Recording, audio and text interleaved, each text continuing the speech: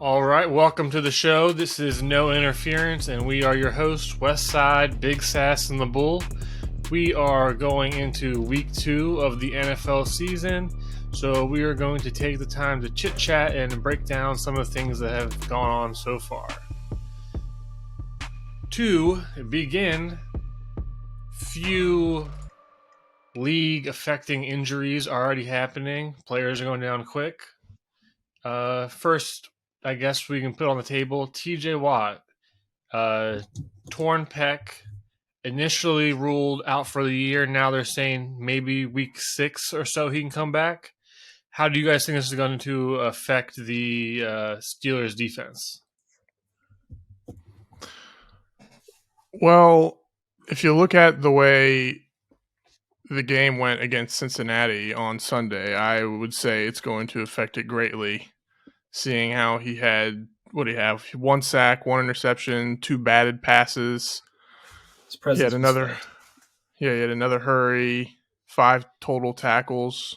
I mean, he's a perennial defensive player of the year candidate, so I don't care if you're a Super Bowl contender or a first overall pick contender, he's going to affect your roster if he's there or not.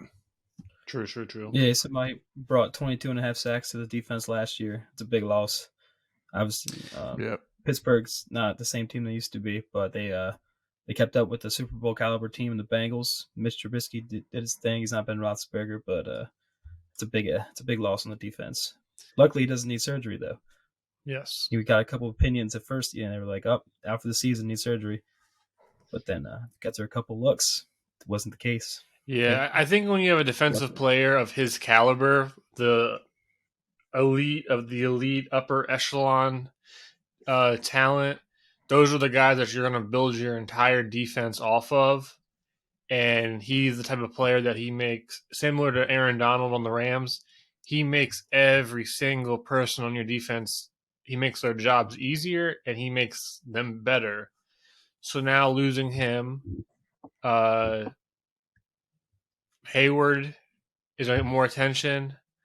Highsmith off the other side isn't going to be getting one-on-ones all game. Everyone in the secondary is going to have to defend that much longer. So for a Steelers team that came out, got the kind of upset win over the Bengals in a real hard-fought game, maybe going to surprise some people, this could really throw off their whole season, losing him from the beginning. Yeah, I mean, if you look at the hang on, I'm trying to pull up the stats for the game really quick. Can't remember how many points the Bengals ended up scoring, 20 or so. When did TJ Watt get injured? It was the third quarter or second quarter? I think it was the third quarter. That's what I thought. But I'm pretty sure, if my memory serves me correct, that they came back most of the hurt, yeah. I'm pretty sure most of the Bengals turnovers were earlier in the game, and most of that disruption was when TJ Watt was on the field. How long did he come back right after? What are we talking about? When he got hurt? I thought you just said he came back. Like Burrow started to come back. Oh! I was confused for a second. No, when he walked off the field, he went straight to the locker room like he knew. Yeah, he was saying it the whole walk back. That he I didn't. But yeah, it's devastating injury. Horrible. They lucked out because right away when I saw him like grab there and run to the locker room, I was like, torn pec out for the year. But they're saying it's not as bad as initially believed. So hopefully he can return. I don't think it's going to affect him that much. Like, I'm sure he's going to be a little rusty coming back, but should be good to go the rest of the year. Moving forward, Dak Prescott breaks his thumb. Everything's going bad in Dallas. He's out. What, they're saying like 6 to 9. He's going to be out for like 6 to 8 weeks. I think they changed it to 4 to 6 weeks. Well, that's what Jerry Jones said. Yeah, he's very confident. I thought they said 6 to 8, and then Jerry Jones was like 4 to 6.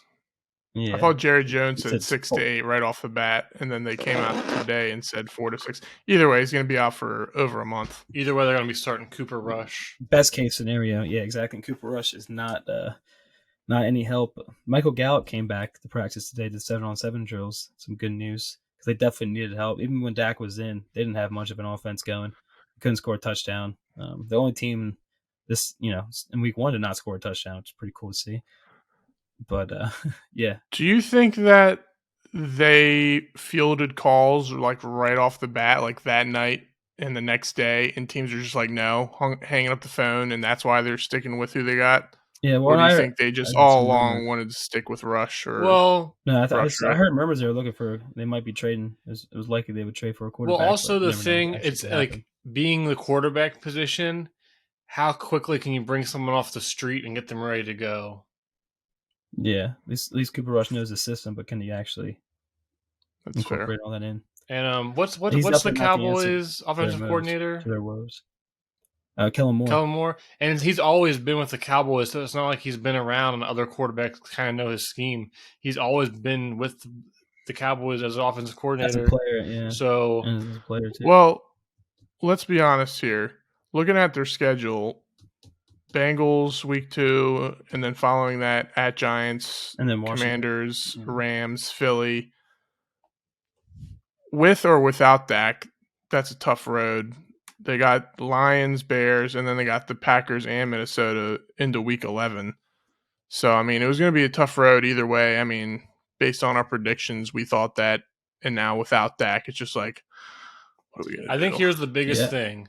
Their O-line's hurt. Their receiving core is hurt and really not that good. Their defense, I don't know how everyone felt about it, but I felt that last year their defense was carried by sacks, pressure, and turnovers. And 100%. Turnovers it's nearly a luck stat, and pressure is iffy. One year teams will be bottom 10, next year they're top 10. It's how the ball rolls. And so I was like, their defense might not be nearly as great effective as it was last year. So I was already worried, and now they lose Dak. I know Jerry Jones will probably never do this, but like, what if they get to week 8 and they're like 1-7? Do you like try and trade away like the overpaid players and try to get a jump on like not necessarily a rebuild, but like a reload, or do you just be like, well, we lost this season? If they're 1-7, I think it's almost guaranteed that they fire McCarthy. Oh, he's already fired. Like, I think regardless, he's done. I agree. I mean, if they short of like making it to the NFC Championship or Super Bowl, I think he's gone. Yeah, if they go one, I don't know. Does Jerry Jones have it in him to toss a season, even if they're 1-7? I mean, they got aging players that are on contracts. They traded Amari Cooper. I mean, if they want to go the Amari Cooper route and trade everybody for below average, hey, the last time the Cowboys went on their run was when they traded away and hoarded picks and young talent and just trusted the system, trust the process. Yeah, either way, I think we all agree Dallas is doomed and their season might be over before it really even got started. Yeah, even with Dak on the field, they couldn't produce anything. I mean, the Bucs lost Godwin in one of their starting tackles, and they still, walked all over him. Tom Brady still looked like Tom Brady. Deep balls. Mike Evans showed up to Ron Diggs, which we all knew that was going to happen. That's not what they expect. Yeah, exactly. But teams don't have the losses they had this offseason and just like miraculously play just as well. And whoever thought Trayvon Diggs was going to have 12 interceptions? One more than last year. And then Micah Parsons is going to – I mean, he looked pretty good last week. He had 2 sacks, but now they have less talent, no Randy Gregory. I mean, it's only going to get harder for him, and you saw that by the Leonard Fournette hit. Yeah, we can get to that. There's one more. So you want to talk about that? There's one more, if we can say somewhat big injury. Jamal Adams, in kind of a weird, bizarre play when he's going to tackle Russell Wilson. Tears his hamstring.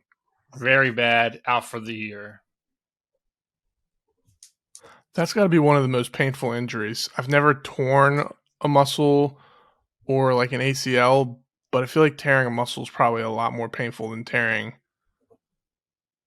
a ligament. Probably. I mean, you saw it right away. It was like he like broke down and kind of slid. His leg gave out, and then he like hobbled off the field. And as soon as Pete Carroll was like, I think he said like devastating injury or something. And I was like, what happened? And then they were like, he tore his hamstring, which you don't really hear that much. I thought it was a quad. Is that the same thing? Is it? No, quad's the front of your leg, hamstring's the back. Oh, Jeez Louise, Papa Cheese. It's the same upper leg. Was it? Are you an athlete? Right, you're right. It was his quad. I had a long day. No excuses. The implications of this injury to me are like non-existent. Seattle's not going to make the playoffs. Yeah, it sucks for him personally. Game though, that was nice to see. Yeah, he did. We can talk about that. Well, I mean, after what they traded for him, what they signed his contract, he was going to be the, I guess, leader of the defense, maybe the emotional support for the defense. They had that big upset win, and then he's out. But what are you gonna do? Injuries happen. Yeah. Noted. No one he was overrated cares. Anyway. You never see it, but not a big deal. I mean, it does suck. I feel bad for him, but I mean, injuries happen every year in the NFL. I mean, it's part of the game, and they're just not they weren't. I hate to sound like this, but I'm a fan of the game, and they are not a contender, and nor the team I like, so I don't care about them. And then, of all years for it to happen, at least it was a year they weren't contending. Kind of, Fair enough. At least it didn't happen when they were going for a Super Bowl run. Fair enough. It still sucks, though. You don't want the good players to be injured, even though we all think he's overrated, but that's neither here nor there. That's just a personal opinion that's shared by many. All right, let's move on to our next segment. I wish I had a nice name for it, but I don't. We're just going to do our team of the week. Who wants to go first? I'll take a go at this one. All right. I'm torn between two, but I'll have it ready. Okay, well, this might be the easy pick, but I did put some thought into it. I'm going with the Buffalo Bills. Okay, that's a fair pick. It's a fair pick. Yeah. It's not the it's the nice. Got and any more brain busters? Listen, let me go through some things here. Josh Allen dominated. Yeah. Take away his 2 interceptions. One or both of them were not his fault, if I can remember correctly. One for sure. He made plays with his. Yeah, one got ripped out of McKenzie's hands, if I remember. He dominated with his arms. He dominated with his legs. Gabe Davis had a long touchdown, and everybody thinks he's going to have a good year after that nuclear game against the Chiefs in the playoffs. Stephon Diggs returning to form. Singletary looked good. I think he averaged like 5.5 yards per carry. They look explosive. They had over 120 yards as a team, mostly Josh Allen and Singletary. So that's all levels of the offense they dominated. If it wasn't, they had over 200 more. Yeah, they had over 200 more yards than the Rams, near 200. And the only reason why the game was close in the first half, I think it was 10-10, was because of those interceptions. And I think they even had a fumble. Take away that, and they were moving the ball up and down the field, they would have scored way more than 10 points in the first half. And in the second half, they cleaned up the mistakes, and what happened? They won 31-10. Offensive side, their defense dominated. They had they sacked Stafford 7 times, and they had 3 interceptions. Stafford looked uncomfortable the whole game. Maybe it was the elbow tendonitis already, but I highly doubt it. Cooper Kupp did have a big game, but just overall from offense to defense, even their kicker, Bass. Yep. Yeah, he was perfect. He hit almost 50-yard field goal, hit all of his extra points. So 3 levels of the game, and the most important thing, they beat the Super Bowl champions. Yeah, that's fair. Prove me wrong. Yeah, no. I mean, I can't. Definitely. You took the layup and you didn't miss. Hey, some people do miss the layup. Not pointing fingers at anybody on the screen. Speaking of, RJ, do you have someone in mind? I'm gonna give it to the Chargers. Chargers. My Super Bowl, AFC Super Bowl pick. Yeah, Justin Herbert came out slanging, did his thing. Keenan Allen looked great per usual. Khalil Mack, so there's a reason why they traded for him. Ended the game rightly so with a nice fumble, especially against a division team that is favored by a lot this year. They came out with a statement, and they're gonna try and prove it tonight against the Chiefs too. That's the team right there. That defense, especially when J.C. Jackson gets back to full health, which yeah, he's on the way back. You're saying it's a dangerous defense, and Justin Herbert, he's willing to get in there and sling it with just about anyone. So we'll see. Statement win. They didn't, not a blowout. Yeah, it wasn't a blowout, but if you watched it, like, they were 100% the better team. Yeah. Well, I guess it's my turn. My team of the week, the only deserving team of the week in my opinion.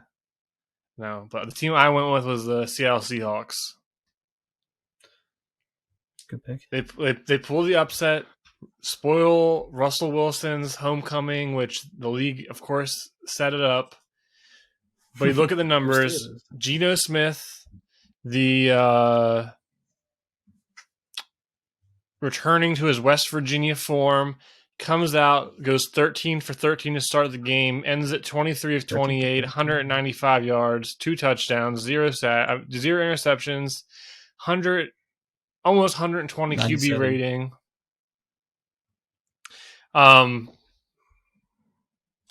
Then Rashad Penny, God, my headphones just freaked out.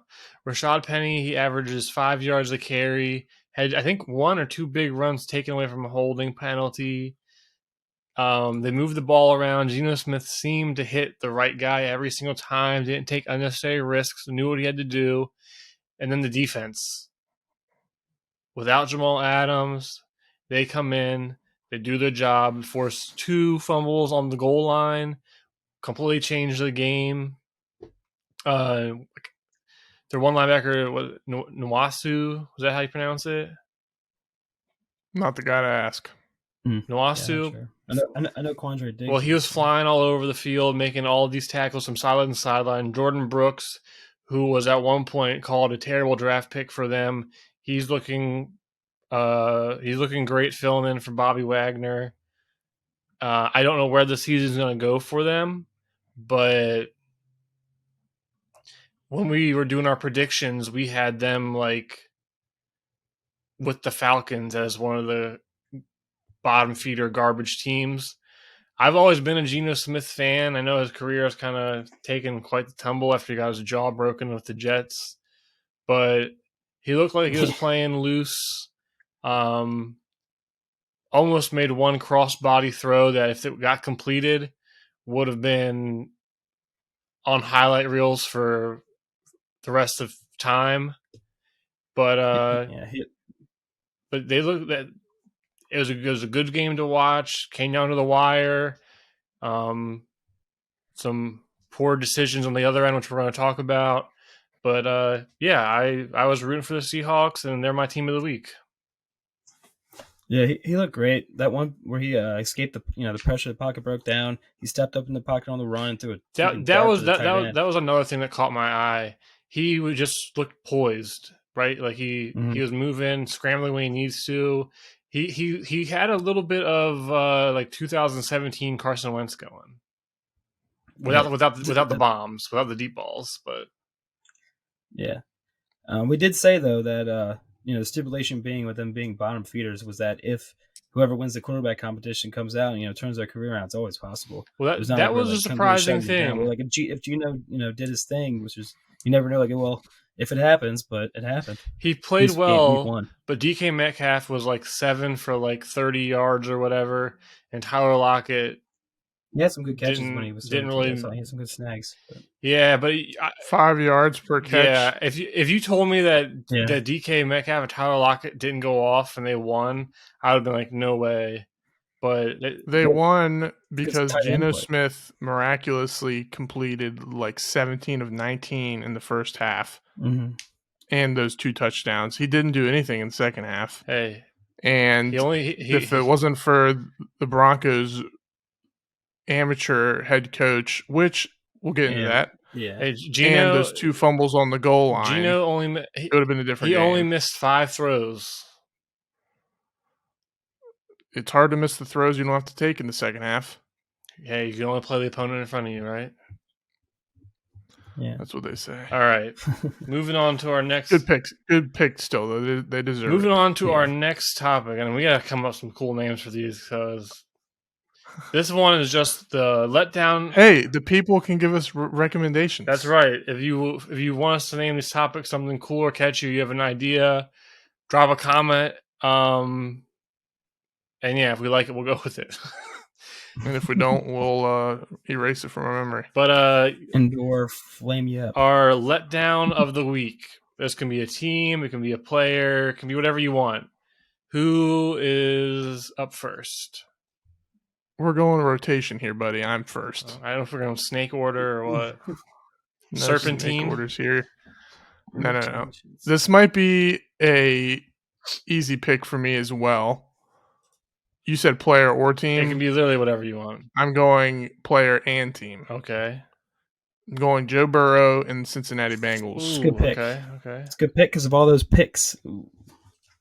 Yeah, listen, they're the returning AFC champions, so for them to fall flat like that was just disappointing in general. I know it's a division game against the Steelers, who they still have a good head coach, and they still have players on defense, and they have a few players on offense. But the Bengals were coming into this year viewed as a Super Bowl contender again. I think they brought back almost their entire starters on both sides of the ball. And to come out of the gate, first play of the game for the Bengals offense, sack Joe Burrow. Second play of the game, pick 6 to Fitzpatrick. And it was like that for most of the first half. I think Joe Burrow overall, he had 4 interceptions.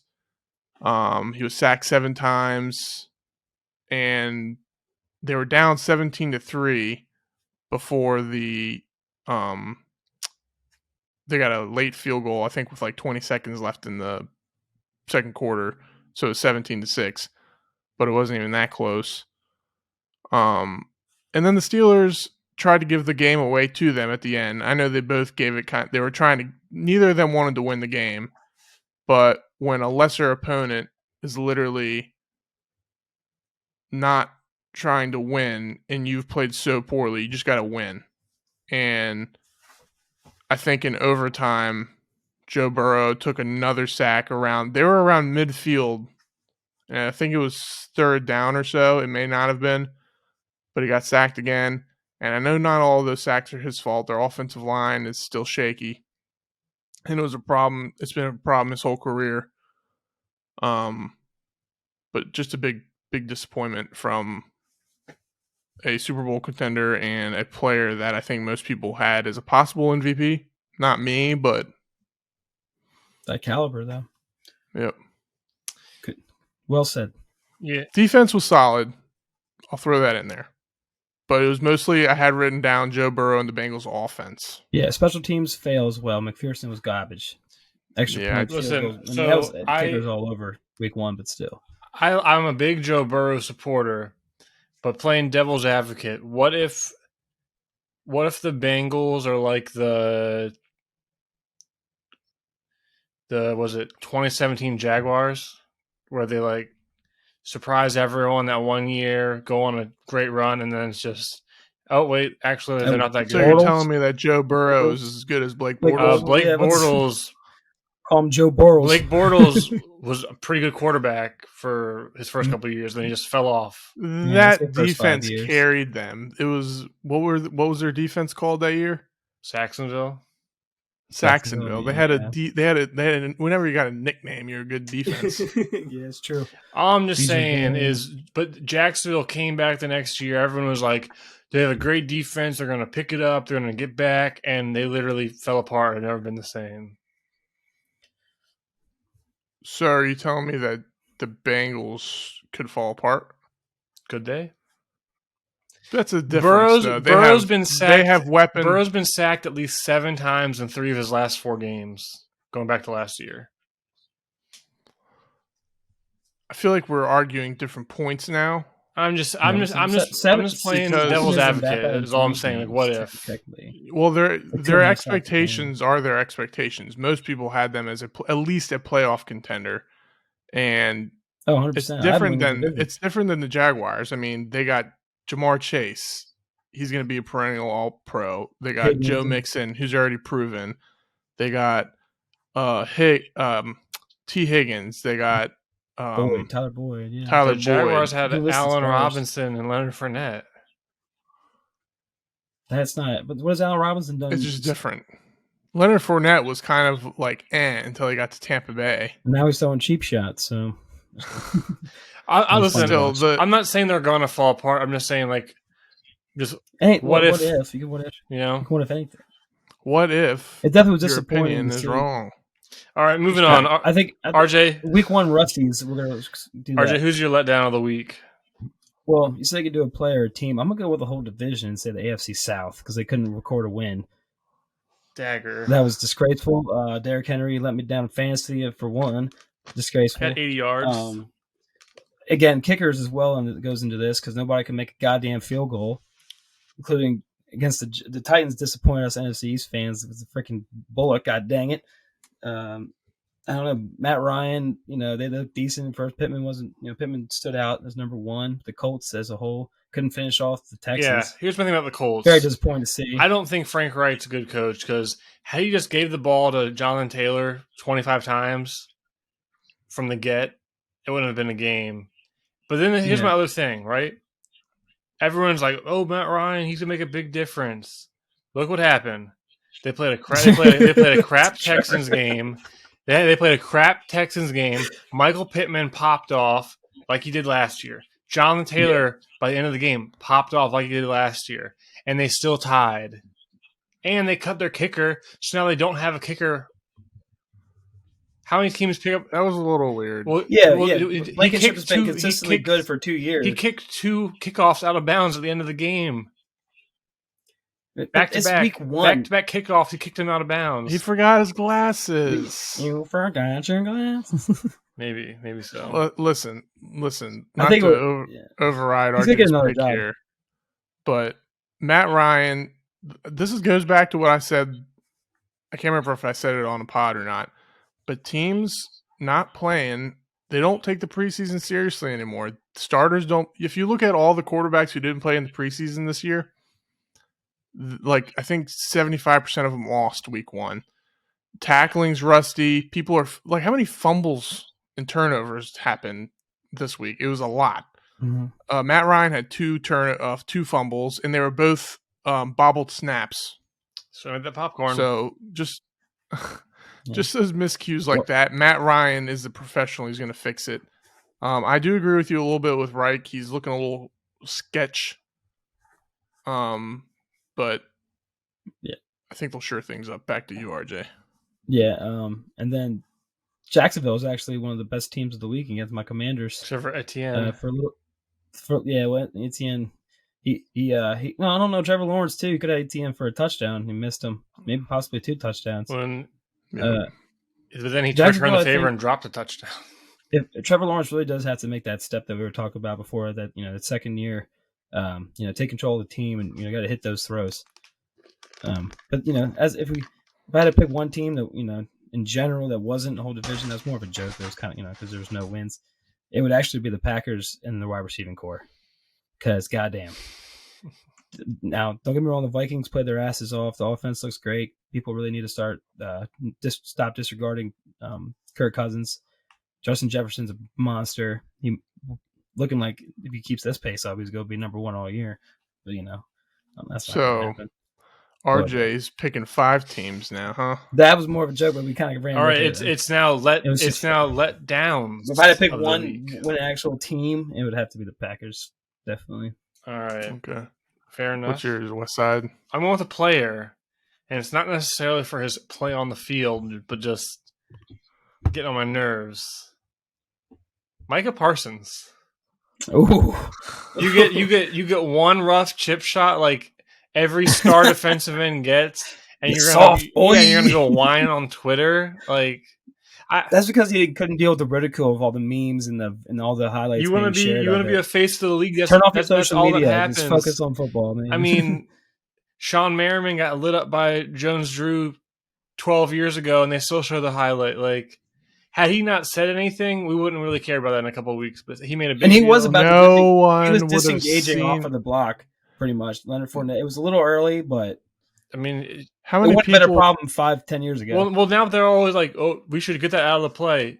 No, like it's part of the game. Like you get double team blocked, you get chipped. Like keep your head on a swivel. He didn't go low either. If he would have went low at his knees, that's a penalty. Yeah, exactly. It was a perfectly legal hit, and now he's thrown a fit. Von Miller's getting in there. Watch the league's gonna coddle him and like change the rule or something. But if you guys watch Hard Knocks, they're talking about how the Lions were getting crap for chipping Aiden Hutchinson in practice, and they're like, "Why are you chipping him?" And then then they're like, "He's gonna get chipped in games, so he better be ready for it." Like that's what he said. Micah Parsons, if you're too soft to take a chip from a running back or a tight end, maybe you shouldn't be on the line. Just go back to playing linebacker. He had a good game. Yeah. He had a good game, but he did have a good game overall. He was everywhere. But just he's definitely super athletic. He's a guy. He's pretty good. But I think once you get past the age of like 16, whining on Twitter is unacceptable. Fair point, especially when you're a professional. And again, and I'm not trying to say if I'm Fournette and you're like calling me out like that, I'm like, bro, we were face to face and I lit you up and nothing happened. Now you're gonna say something on Twitter, like. He said, "Go look at the highlights, see what happened." The only reason why I said something on Twitter is because, like you guys said, people started making memes and stuff about it, and he was like, "Go look at the tape. I 1-on-1 that lineman had no chance or whatever he said." And Leonard Fournette had a good response. He just sent a meme back or a GIF or whatever. Not to get in this, but if he's gonna be so sensitive to people making like fun of him for getting a rough blocked, go dig up all the stories about him at Penn State. Those are way worse. Ooh, I'm about to do that now. Like he's just taking a. There's plenty of other like dirt to dig up on him. Like, so what? You got like every quarterback's gonna get picked off. Every D line's gonna lose a battle. You're gonna get pancaked every now and then. Every running back, Derrick Henry got lit up running up the middle. It happens to everyone. Like no one's perfect. Like just. I know he's a kid still, but focus on the next week. Yeah, so that's my letdown of the week. That's fair. Hey, I'm all in on that. Love to have the Cowboys the only team not going to win this week. All right, now on the flip side, love to see it. Week 1 MVPs. I guess we'll keep the rotation going. So, Sassafras, it's over to you. Extra sass on that. Good. I went with. I'm going to do it. I wasn't going to do it, but I'm going to do it because RJ picked 5 teams. We're doing co-MVP this week, and it's been done. Everybody, especially Taylor, knows about the co-MVPs. Crap. But I'm going to go with Josh Allen and Patrick Mahomes. I know the quarterbacks. Sacrilegious. Quarterbacks. He likes the front runners. You know what? Sometimes when you're talented, you see talent. But Josh Allen, as I said when I was highlighting the Bills, dominated the game. He dominated the Super Bowl champion Rams with his arms and his legs. They scored the ball at will. They moved the ball at will, besides those couple turnovers. But I can look past that. He had a perfect strike running to the sideline to Gabe Davis. He had touchdown to a 56-yard touchdown. I think it was 56, 50-something, to Stephon Diggs. He had the goal line touchdown where he dunked it over the defender. That was beautiful. Yeah, straight things up like that. dunked on him. Yeah, he's just. Did you Josh see? Allen? Sorry, not to interrupt. Sorry. After that play, I saw someone on Twitter posted, Josh Allen wants to be Lamar Jackson so bad. Different players. I think Lamar Jackson wants to be Josh Allen. They came into the league the same year, right? I think they both want to be each. 2018? 2018? Maybe so. Josh Allen was maybe a year before. It might be the same year. Yeah, Josh Allen was jumping over people and running through people as a rookie and sophomore year. Anyways, but yeah, Josh Allen can throw the ball wherever he wants, and he can. Is he the second best athlete as a quarterback? Maybe not pure speed, but he is fast and he makes moves. He makes defenders miss, whether he's going through them or over them. And as far as athlete, he might be the best. Size, speed, intangibles, throwing that arm. Yep. Second part, Patrick Mahomes. I wanted to give it to Patrick Mahomes mostly because of the way I treated him in the Chiefs this offseason. I still think they had a chance for the playoffs, but I had, for the most part, I think I was putting Denver and Chargers over them, and then the Raiders. It was like Chiefs were going to be at the bottom end of that race, and it could be the Raiders or Denver, and then Chargers for sure on top. But against the Cardinals, who, play well usually in the first half of the season, we're still unsure about them, but he dominated them. 5 touchdowns, no sacks. I think that's the third time he's done it in his career, and I can't remember what the record is, but some sort of record. And it wasn't just that he did that, but it was the accuracy in his throws, the effortlessness. It looked like Mahomes from his first year, even though he's been doing it every year. But he had the deep balls, the pinpoint accuracy, like lofts. He had the underhand shuffle pass, which is an Andy Reid special in the red zone. But it's a skill to throw that. But just overall dominated a potential playoff team, made Kyler Murray look like garbage. He might be garbage. Yeah, so Josh Allen, Patrick Mahomes, co-MVPs for week 1. All right. Moving on, RJ. I'm going to give it to Justin Jefferson for his record-setting first half. 184 yards, 2 touchdowns. Just proving why he talks a big game, why he probably will be the number 1 wide receiver in the league this year, maybe going forward for the next couple years. Yeah. Just fun to watch out there. Overall monster. We talked about on the live show how he just ran that motion across and wide open. Like, if he's going to get, he was on my list of possible MVPs. Fair enough. Same. So that was straightforward to the point. Moving on to my MVP, I unfortunately am going with Saquon Barkley. He's coming off of basically back-to-back injury-plagued years. Brian Daboll comes in. Everyone's saying that he's going to be back, but you never know. He comes against the Titans, who are the number 2 run defense in the league last year. He goes 18 carries, 164 yards. I think he had a long of 60 and a long of 30. Scores a touchdown and a game-winning 2-point conversion. He's running strong. He's making quick cuts. He also had 6 catches for 30 yards. And more importantly, after every big play, after every time he got to the sideline, he was going crazy, hyping the team up. Everyone was feeding off his energy. I don't know where this Giants team is going to go. I certainly was not happy with the game, but he's my MVP of the week. It looks like he's back to rookie year Saquon, which is one of the most explosive players in the league. If the Giants can limit turnovers, and he did fumble, it just went out of bounds. If they can limit turnovers, they can definitely ride him to a few wins. But he is my week 1 MVP. Good points. Can't argue it. It was great to see Saquon back out there looking like Saquon that we all knew back in the day. Unfortunately for us, Saquad. Yes, same division, but beat West Side's team, and he's in our division. Yep. And we all know about 2 great points. We all know about Madden Saquon. Yeah. And then Justin Jefferson, Eagles could have drafted him. It's just a bunch of bullcrap, man.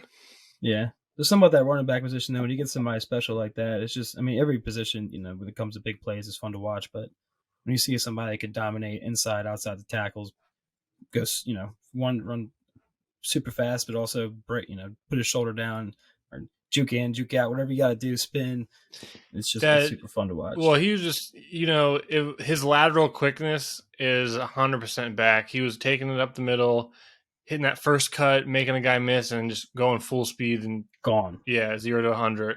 So he definitely looks like he's back. I am happy for him. I wish it didn't come out against my team, but those are MVPs: Saquon, Mahomes, Josh Allen, Justin Jefferson. Week 1 MVPs. I don't think you could go wrong with either of them. So those are all of our awards and demerits, I guess you'll call it. Now we can get into some of the more headlines that are going around. Juicy. Let's headlines. see where to start. I'll try and move on because we have already discussed some of these. So, Denver Broncos, they're everyone's kind of darling going into the year, adding Russell Wilson, getting some players back healthy. They got a new coach in Hackett, and Monday Night Football, prime time, everyone watching, and it seemed like nothing went right besides one Jerry Jeudy breakaway touchdown. Are you thinking it's like week 1, they're shaking some rust off, they'll be fine, or are you nervous? If you had to do a scale of 1 to 10, 1 being not worried at all, 10 being the season's over, what would you guys think? I would go with a 3. Okay. Yeah. I was just do an explanation with it. If you want, if you want. I would say 3 because they could have easily won that game. You can say whether the turnovers are forced or not, but they had 2 goal. They were 0 for 4 or 5 in the red zone. That's not going to happen all year. I mean, maybe they will be poor in the red zone, but 0 for 5, or 4, and then the 2 fumbles by 2 good backs in Javonte and Melvin. And I thought they ran the ball fairly well. I think they were both pretty effective. I don't remember their stats off the top of my head. And Russell Wilson didn't play terrible. And then the other factor, which doesn't go away just because players have left the last few years, but that 12th man, if anything, is going to show up for it was definitely Russell Wilson returning. It was definitely popping. Like that was one of the first games I was watching from my TV. I was just like, actually, I was watching on my iPad, and I was like, it is deafening there. Well, yeah, I mean, Russell Wilson coming back. I don't think he played in the preseason. It's a new team. It's a new head coach. They had the ball in good position at the end of the game, and then I think they took a loss, which made it the 3rd and long, 3rd and 15 or whatever. And then you get to that. It seemed like, if we're going to talk about the controversial play, it seemed like the head coach didn't think. What's his name? Hackett. It didn't seem like he expected them to get to the mark the kicker gave him, which is like, every kicker does that before the game. Hey, coach, get to this yard line. I can make the kick. So, would other people have taken a timeout right away and used, like everybody's been saying, use your $250 man, $250 million man, and go for the 4th and 5, or try to do a hard count and then have a play ready? Yeah. It's all Well, hindsight he because admitted he missed the kick. He said himself that he made a mistake. Those were his words. I think if you're going, if you're not all in on your decision and you're saying that after the fact, then clearly that was not the way to go. But I think he was pressured by the media, the fans. I wouldn't say anything about it. You just stick with your decision. Just like you said, you never know what could happen. You can look at a genius going on 4th down like an idiot. All depends on how it works out. So I'm not really worried. I might be like scale. I want to scale from both of you. Yeah. Plus, it's my turn, fool. Oh, I didn't know if you were like just. I thought that you were talking about your turn. I give him a 4.5 because I said 4 to 5. But I can't say. Wait. Yeah, what's the half? Just because I'm not that worried as well. You're the most worried of all three of us. No, you said 3. I said 4. What do you? Oh, okay, fair. I said 4 to 5. That's why I just picked 4.5. Either way, Sutton right there at the end too, man. Sutton, I think, is going to get those red zone balls where it's just a miscue, mistiming with Russell throwing a little over. He had a couple of them where Sutton could have had a way better stat line. Jerry Jeudy looked good when he got the ball. It was just one of those games, especially with all the pressure, being back in Seattle, all that stuff. I think by the end they'll still have a decent record. I don't know about Broncos country. Let's ride. Maybe they're just going to scoot along for the first couple of games, but they're still they had a tricycle for a little bit. They got a flat. They got a flat. Yeah. They pulled right out of the neighborhood and they got a flat. It's okay. Yeah. But yeah, like I said, I'm about a 4, and I'm not. It's not even really about the team. It's about the coach. You got this somewhat loaded team with these high expectations, and you have a first-year head coach. Russell Wilson has shown to me that he is a little bit of a diva. He's not going to be like the most. This isn't like when the Broncos brought in Peyton Manning and they're like, "Listen, Peyton, just do your thing. We're gonna have a solid defense, and you just do what you do." Russ seems like he has a little. Yeah. Sorry, you can continue your thought. I was just like, I gotta say something after you're done. Like, I think Russ maybe isn't the easiest quarterback to like maybe get along with. Everyone goes, it's always in Seattle was always let Russ cook, and it was like, well, we started letting him cook, and we never won after that. But then Hackett, he's a first-year coach, and sometimes the moment's just too big. Like you had all your timeouts, you're driving, and you stall out, you get kind of complacent, and then you're like, 64-yard field goal, and then he was wide left. You're hoping he make it on the second try. I guess he can calculate it, and he was closer, but still off to the left. Yeah, I saw that too. He figured after he kicked it anyway, he would have had a better stroke the second time. But yeah, we'll see how it goes. Trevor, what was your thought? A couple things. Real quick, because you said something at the end that made me think of this, but he did say that they had decided if they got to a certain yardage, they were going to make the kick. And I don't think he was, like I said, I don't think it seemed, I don't remember if he said this, but I don't think he expected them to get there. And they did. Sorry, go ahead.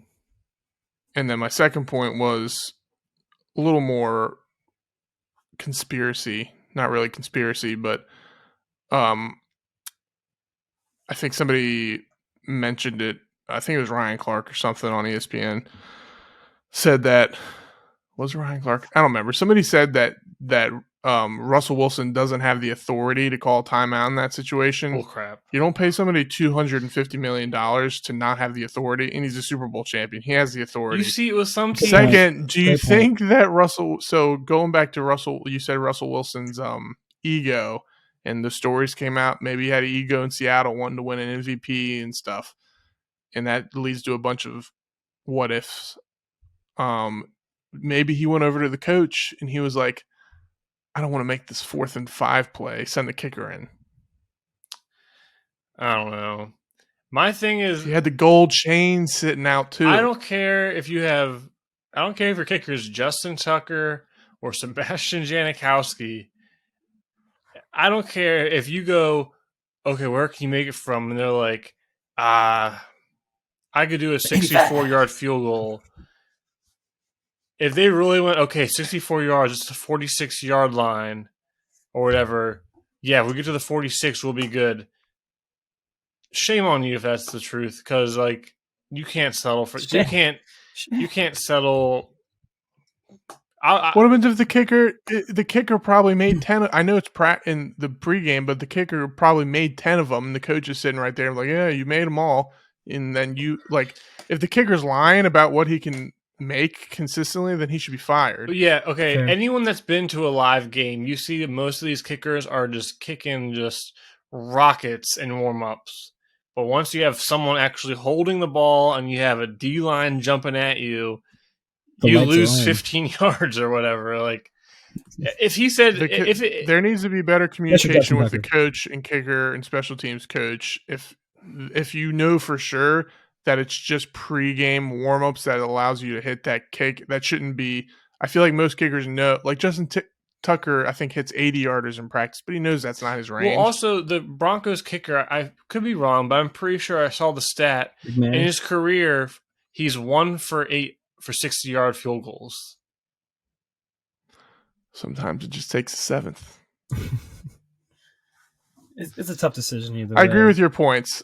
I think that it's one of those plays where if he went for it and he made the kick, great call. If he went for the fourth, made it, or didn't make it, whatever outcome happened, it would have been maybe fourth going for it would have been less controversial. As a fan, I think if any of us if they went for it and they failed, if anyone goes, what an idiot, they should have tried the 64-yard field goal, everyone would be like, what are you talking about? I don't think anyone would have said that. I would have until the last couple of years, because I feel like every year now, somebody like Jake Elliott made a 62-yarder or 61-yarder to beat the Giants in 2017. Justin Tucker did it against the Lions. Wasn't that a 70-yarder? 60 or something? 66? Round up, give them 70. It was Hail Mary or field goal. It wasn't we have 2 timeouts and it's 4th and 5. And they had like same thing with Jake Elliott. Yeah. Jake Elliott, it was a no timeouts and it's field goal or Hail Mary. It was a 4th and fair. It was a 4th and 5. But kickers are making them. I mean, like we get like maybe 2 a year. Yeah, I definitely think because of the time scenario, they could have finessed at least a little closer of a field goal too. I think it was a panic decision as well. But if it was literally 4 seconds on the clock and that's all you had to go for a 64-yard field goal. That's it. Different circumstance, obviously. But they got 17 games to redeem themselves. 16. Yeah. 17 weeks. With the weeks, with the bye. You can rest yourself in the bye week. Rest your mind. All right, let's go to. Of course, my computer's freaking out now. Let's go to another topic. The Minnesota Vikings and Kirky Cousins. They win 23-7 against the division rival Packers.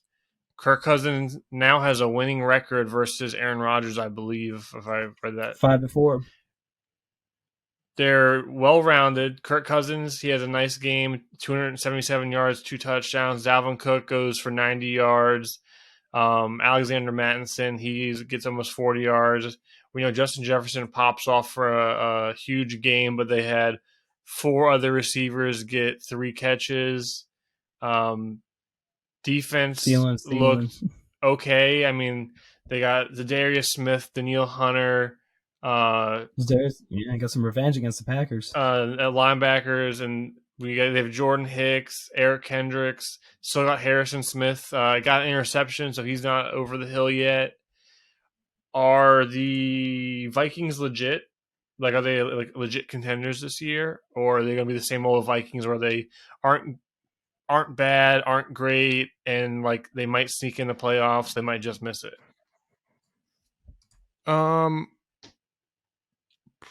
Contenders. NFC's playoff contenders. Yes, like NFC Championship.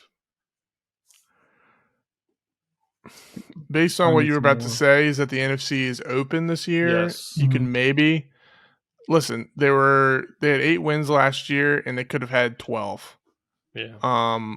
They just things don't break their way, and I know it's not like luck all the time. It is because of coaching, defense breakdowns. I'm pretty sure they had really bad pass defense last year. I can't remember.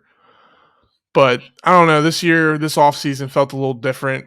I think everybody's come to accept Kirk Cousins as a pretty good quarterback. He's fairly reliable. Sometimes he's one of the most disrespected quarterbacks probably the last maybe 2 decades.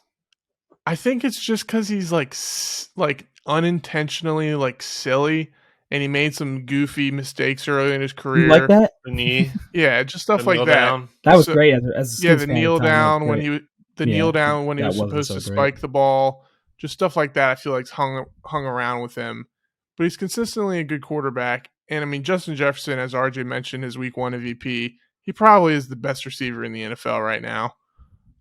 You could argue Cooper Kupp, which he probably should have the crown because he had the triple crown last year. Crown him. That's it. Yeah, either him, Kupp, or Devontae Adams still. Yeah, but Justin Jefferson. What about AJ Brown? He's up there as well, man. Well, we're talking about the Vikings. Okay. You got Justin Jefferson. They still got Dalvin Cook. They have depth at running back. I don't think they can win the Super Bowl. I do still think they have weaknesses. Yeah, it looks good to shut the Packers down like they did, but the Packers, they lost their whole offense in Devontae Adams essentially. So that's, like I said earlier, with the Week 1 games, you got to knock the rust off and get used to what you have. His receivers going to step up. RJ mentioned the Packers, his disappointment with the receivers. We talked about that before the season started too. We were all over that. Yeah, the receiver dropped like a 70-yard touchdown. Yeah, easy touchdown. Christian, was it Wilson or Wilkinson? What was his name? Christian Watkins or something. No, Watkins is Sammy Watkins. Either way, one of their rookie wide receivers that let it literally hit him in the hands and he dropped it. No matter what level you're at, it's a bad drop. It does happen again. He's a rookie. It happens to every receiver. But that time, that time you really needed that touchdown. Yeah, you get some momentum. Yeah, back to the Vikings. I think they're a contender. I just don't know. They could do it in a wide open NFC. I still think there are better teams, but I think they can rally off a few more wins than they did last year. I think they should be favorites to win their division. And I think most nights their offense can probably hang with out of order a lot of the teams in the league. You're out of order. I will say that I am concerned playing them next week as an Eagles fan. Yeah, I think they're definitely contenders for, playoffs. Like that, they're easily going to win the division, which will give them a playoff spot. Taylor said NFC Championship. And I could see him going. I wasn't done. He wasn't done yet. I could see him going to the NFC Championship, and depending on who they play, any given Sunday. That's why it's the NFL. Any given Sunday or NFC Championship contenders? They're definitely NFC Championship contenders, in my opinion. Super Bowl contenders. Super Bowl is iffy. I'm with you on that one, Sass. Again, they can definitely, I think, make it to the NFC Championship, given the right circumstances, and if how consistent, Kirk Cousins and Jefferson might be one of the best QB wide receiver duos in the league by the end of the year. I don't think that's out of the question whatsoever. I think it already is. Yeah. Okay. It wasn't surprising to get that much agreement. Why not? Buffalo Bills. Is it Super Bowl or bust? I think at least make it to the Super Bowl. I don't know. Winning is a whole different story, but you have to get over that hump. Win or bust. Because at this point, not even make it. The NFC's weak this year. Who can beat them? Yeah, the NFC could be weak for several more years to come, depending on what happens. Well, okay, Josh Allen, of course, is going to be Josh Allen. He's going to play for hopefully many, many more years. But they do have a really good roster. And if they miss this year, it's going to be basically 3 years in a row that they were really good and they just couldn't make it out of a tough AFC. And how long is this roster going to be together? So I just feel like if they do make it to the Super Bowl, they will win the Super Bowl. So that's why they have to at least make it.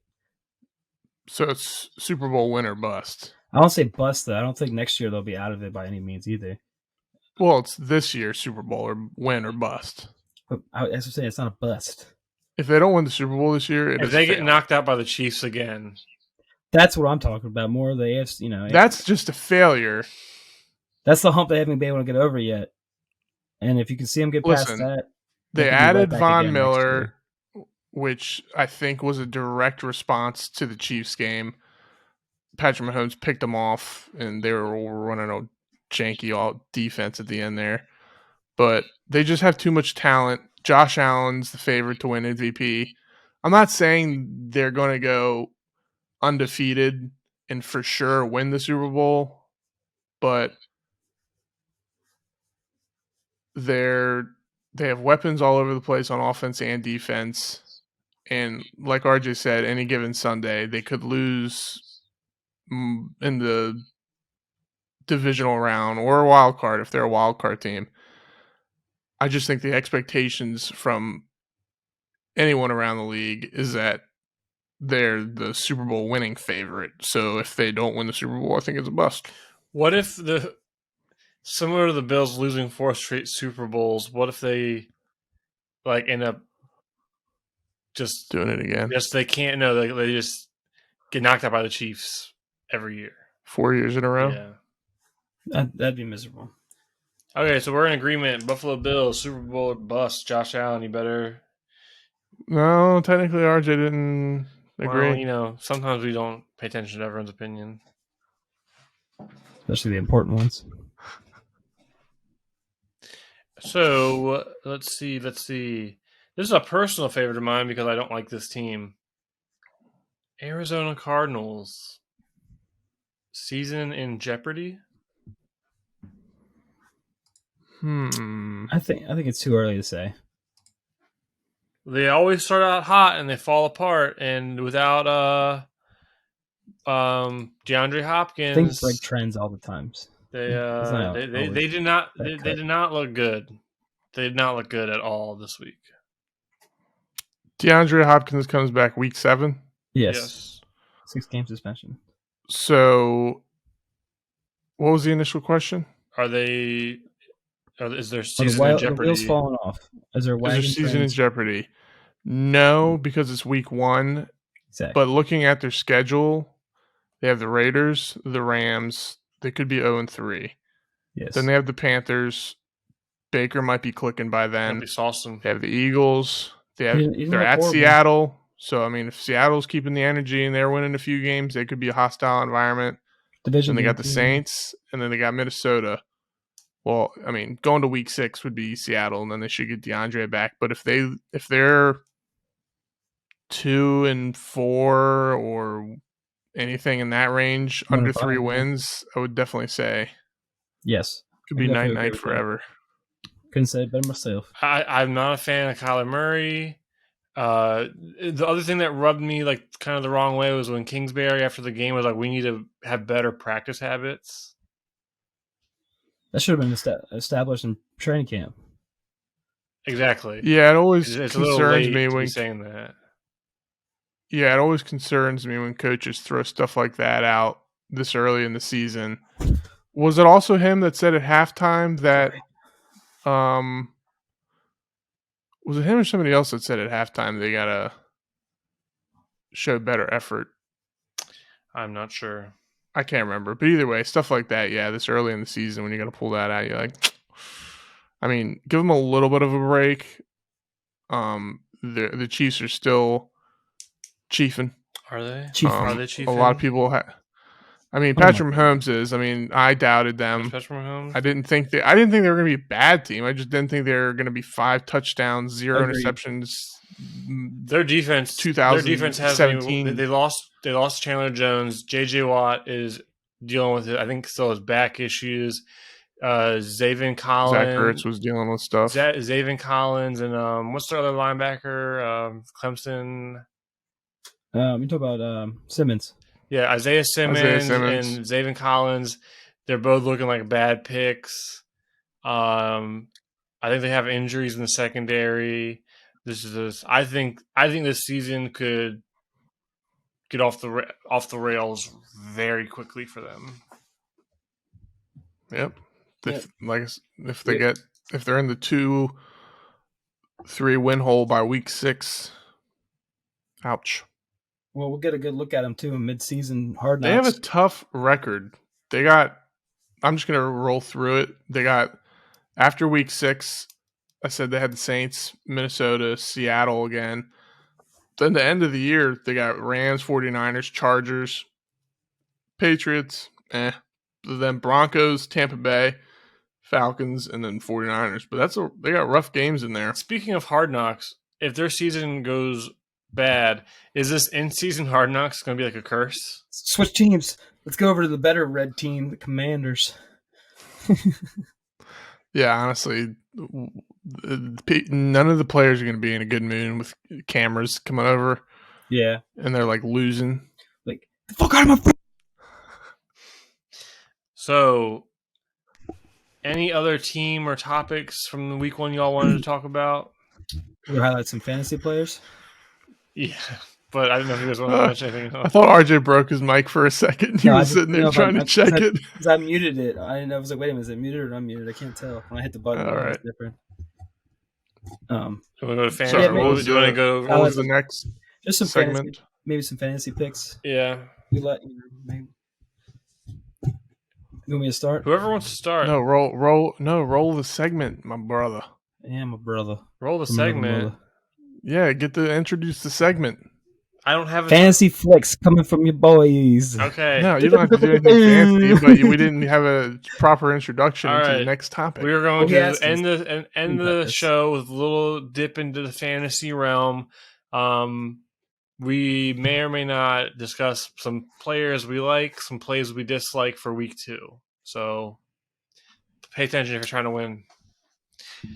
Fantasy. So we'll go back into the correct order here with me. You are out of order. I'm going to go with the player we like and hate, correct? Whatever you got. We'll say like and dislike. I'm not going to go love and hate this early in the season. Okay. But I'm going to steal RJ's player because I already wrote it down, but he said he was going to pick him early when we were talking. But Saquon Barkley is my like. Real slut. He looked like the player he was his rookie year, and he was definitely the focal point of the offense. He had almost 200 yards from scrimmage. He looked healthy. He had 6 receptions. He had the touchdown. What was his average draft position? I think in second round. He was definitely in the second round. I think in like the 15 to 20 overall range. Yeah. So any player, any manager that got him in the second round, and he could possibly be a top 5 player. That's you're going to be walking to victory this year. Took him in half my leagues. Took Kamara on the other half, and that's how my season's going. Yeah, well, Kamara didn't look too fantasy friendly, but he's still having Kamara. But we'll get back to Saquon. A lot of people, if you're like a 10 person league, you could have got him. He's your flex guy right now. You might already have 2 starting running backs, and if you can have him in your flex, which is what I've seen in a couple of these leagues, that's a nice flex right there. What kind of leagues are these? Consistent all season. Yeah, keeping the perspective to deep, professional 12-team leagues here. Just saying, a lot of people slept on that. They weren't high on him because a bunch of a dud he's been. Yeah, like we said, his average draft position was in the second round for 12-team leagues. So like I said, any manager that got him is happy. I'm not happy because I don't have him. Player I dislike right now. Taylor, you probably know this already. It's Najee Harris. Bad O-line, his average injuries. draft position. His average draft position was anywhere from 5th overall to 10th overall, usually in the first round, mid to near end of first round. Bad O-line aside, there's been running backs in the league that have outplayed a bad O-line. Things that are frustrating for managers like me who drafted him are that a Liz Frank injury gets disclosed after the preseason ends and people have already taken him. If that's going to be a nagging injury all year, if he plays all 16 or 17 games, that's fine. But if he's only going to average, 12, 13 points a game, that's not worthy of being a top 10 pick, in my opinion. So I'm disliking him mostly because I'm biased because I drafted him, but I also think people around the fantasy world are concerned with that pick as well.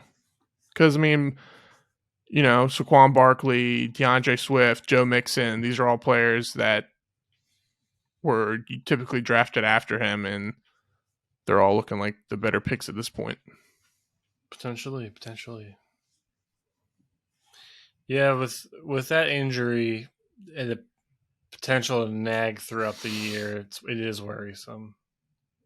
Yeah, I mean, he was seen. I forgot to mention this, but he was. I don't know if it was reported or rumor or like verified, but he was seen in a boot apparently after the game. Like, he's played 2 games now. For some weird reason, playing in the 3rd preseason game and hurt his foot and was hobbling around. And then in week 1, hurt his foot, hobbling around. Didn't come back in a tight overtime game against a division opponent. Just not a good start. Yep. RJ, you up? Want me to go? Yeah, I got it. I'm gonna go with. This is a tough one, but I'm gonna say Devontae Adams. I want to go with him or Kareem Hunt because Kareem Hunt's still doing his thing, even with a Nick Chubb dominated backfield. He had 4 for 4, 2 touchdowns, receiving and rushing. But Devontae Adams is still gonna be Devontae Adams, no matter who his quarterback is. It seems like at least he's a decent quarterback. I think he's gonna be getting receptions all year. His points are gonna be high. He still took, I think, majority of the entire target share for the team. I would say Justin Jefferson, but we talked about him enough tonight too. But so I'm gonna talk about him more. I mean, Justin Jefferson scored 39 points for me in one league. It's beautiful to watch. Yeah, he carried me in one. Well, Justin Jefferson's been like a top 7 pick in most leagues, I think, and then Devontae Adams, I think he's been like a 2nd round pick. Yeah, late first, second round, early second, yeah. Paying for your buck. Yep, and then somebody that's a little bit of a bust. We can go with Cam Akers. Oh yeah, don't even get me started with that. Yeah, he's pretty much obsolete. Yeah, I think he had 3 rushes for 0 yards. Yep. Again, they're probably going to try to ease him back in, but I mean, depending on where you draft him, it's always changed. Depending on where you drafted him, you have no choice but to sit on him for a couple of weeks and just hope he maybe just like you said, easing back. He's more of a 2nd, 3rd round guy. The weird thing to me, is to the fact that if they are easing him back in, he played at the end of last year. He did. Why does there need to be any easing in? I don't know. I mean, he only had 3 attempts. That's what blew my mind. Yeah.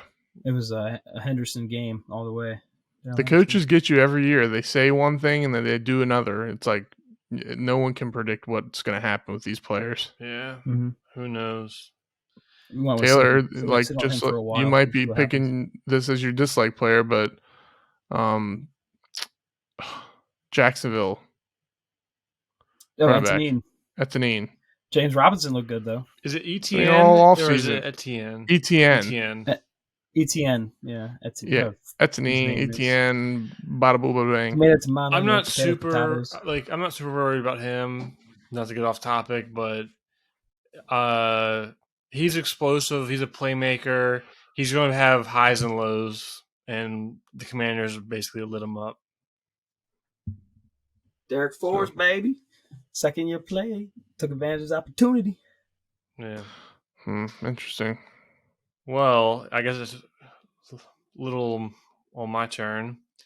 For players I like specifically for week 2 and potentially moving forward, some of them are already said. I had Saquon against Carolina. The Browns just ran up and down on them. Barkley is probably going to continue to do the same. What? Are we picking players we like for week 2? I mean, that was the idea. but it's Well, okay. You said players we like or dislike. Well, Yeah, I'm sorry. general. I didn't elaborate. Forward. Well, Barkley Sorry, finish against your Carolina, I think, is a must start. Their D lines, they got Brian Burns, but he's more of a pass rusher. I think Barkley's going to eat. I also like Kareem Hunt against the Jets. The Browns have shown until, I guess, Watson is ready to go. They're going to just, feed their running backs, and there's plenty of room to go around for him and Chubb. Hunt is the better pass catcher. Jets have one of the worst run defenses coming from off last season. I think, not a double touchdown game, but he's going to get you, I think, 80 yards and possibly a touchdown. I agree. I mentioned Kareem Hunt. Flex or an emergency starter is good.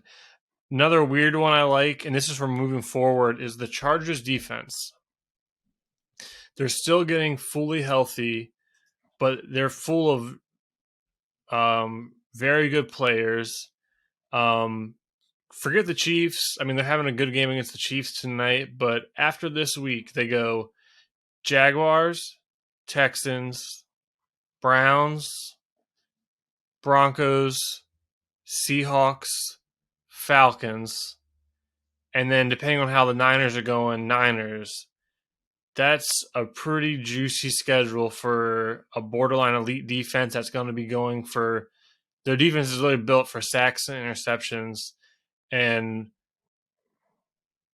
all but one of those games, you're going to be able to ride them, hopefully get an advantage to win your fantasy. For players, I'm not super high on going to week 2. I hate to say it, but Derrick Henry – I'm not even really afraid of the Bills' defense because Henry has shown he can take over any game against any defense as long as he's getting the opportunities. Problem is the Bills are so explosive. I wouldn't be shocked if they get out to a 3-score lead and then Hillard comes in because he's the main pass-catching back for the Titans. Another player I don't like, and unfortunately he's on a lot of my teams, Alvin Kamara playing the Bucks. Bucks run defense doesn't play around, so I would not want to play him unless you absolutely have to. I might take some of that opinions right into my week. Actually, I do have one fantasy question about Hilliard. You think is he startable? Hilliard? I'm not using him. I mean, are you going? And as in her first fantasy, she picked him up. You gotta sell your expectations. Like I don't know if he's gonna get 2 touchdowns, but he is gonna be, as of right now. It looks like the Titans are, and I don't think it's a great move, but it looks like the Titans are perfectly happy about running Derrick Henry on first down and then bringing Hilliard in on passing downs. Good to know. He's explosive. He looked good last year. He didn't get a ton of touches last year. But yeah, he's explosive. I think he's definitely worth rostering, especially if you were one of the people that went like 0 running back or something. But who knows? Take a flyer on him. Sweet. Anything else you all want to? Oh, a little sleeper action. I think DJ Shark. If you don't already, he's probably going in most leagues. Yeah, I already have him on a bunch of my teams. So yeah, old news. Yeah, just I think he's going to be pretty good there with Jared Goff. Even if it's going against us this coming week, he's going to be somebody that could get pretty much the same stat line as last week. Our secondary did good near the end. They did all right, but it looks like I think he's a decent flex option in deeper leagues. Sure. Yeah, just a little bit of some opinion advice there. All right. Well, I think that's going to do it for the show today, boys. Yes, sir. So, thanks for tuning in. This is No Interference. Hopefully, you know it by now. We're your hosts, Westside, Big Sass, and the Bull. We are going to be doing these weekly breakdowns throughout the season. And if you have the time, we are going to try to be live every Sunday morning before the 1 o'clock games kick off. Just talking about the matchups, who we like. Maybe bring some more in-depth statistics to the discussion. So be sure to check out that. To all of our listeners, and get all like I can't talk. Like always, We appreciate it. Thanks for giving us your time. If you like what you hear, like, share, subscribe to the video, drop a comment. Maybe you'll follow our fantasy advice and we'll win you some money. Who knows? But that'll do it. So, adios. See you later. Peace.